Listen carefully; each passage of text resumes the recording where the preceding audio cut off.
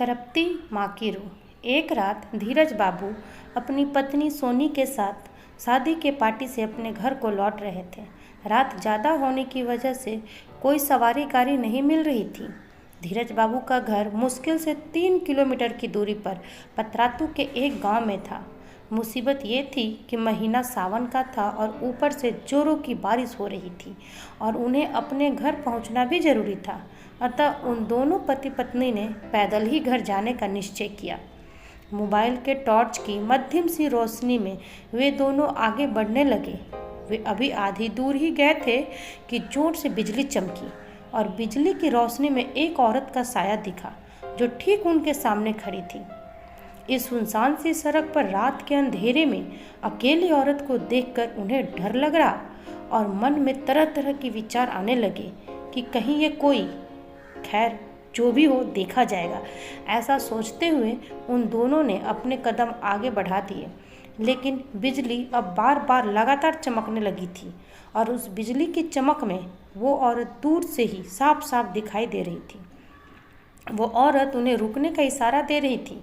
उसे देखकर धीरज बाबू की पत्नी की तो हालत खराब हो रही थी, लेकिन धीरज बाबू को अब लगने लगा कि ये औरत शायद कोई मुसीबत में है। धीरज बाबू जब रुके तो वो औरत उनसे हाथ जोड़ते हुए बोली, भाई साहब प्लीज़ मेरी मदद कीजिए। तेज़ बारिश और पहाड़ी ढलान होने की वजह से मेरी गाड़ी का एक्सीडेंट हो गया है। मेरी गाड़ी इस पहाड़ी ढलान से नीचे गिर गई है। उसमें मेरी 1 साल की मासूम बच्ची है। प्लीज़ आप दोनों उसे बचा लीजिए।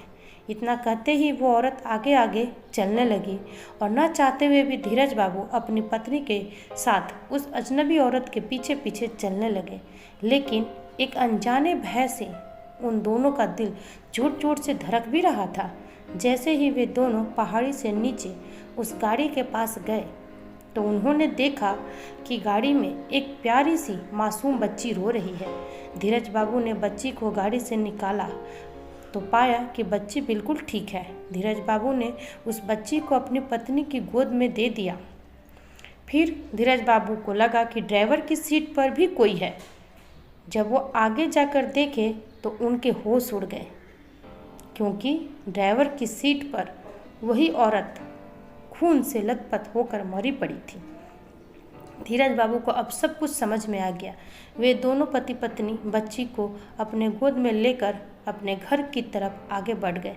रास्ते में उनकी पत्नी ने उनसे पूछा वो औरत कौन थी, फिर वो औरत दिखाई क्यों नहीं दी, कहीं वो कोई। धीरज बाबू बोले, वो एक माँ थी, मरकर भी अपने बच्चों के लिए तड़पती है जो, वही एक माँ थी वो। धीरज बाबू की ये कहानी सुनकर मेरी आंखों से तो आंसू निकल गए। दोस्तों, अगर कोई मुसीबत में हो तो उसकी ज़रूर मदद करें। क्या पता हमारी एक छोटी सी कोशिश किसी की ज़िंदगी में बहार ला दे। ये छोटी कहानी हर एक माँ की ममता को समर्पित है। अगर धीरज बाबू की जगह आप होते तो आप क्या करते, कमेंट करके ज़रूर बताएं। कहानी आप सबको अच्छी लगी हो तो वीडियो को लाइक ज़रूर कर दीजिए और नई पोस्ट के लिए चैनल को सब्सक्राइब कर लीजिए।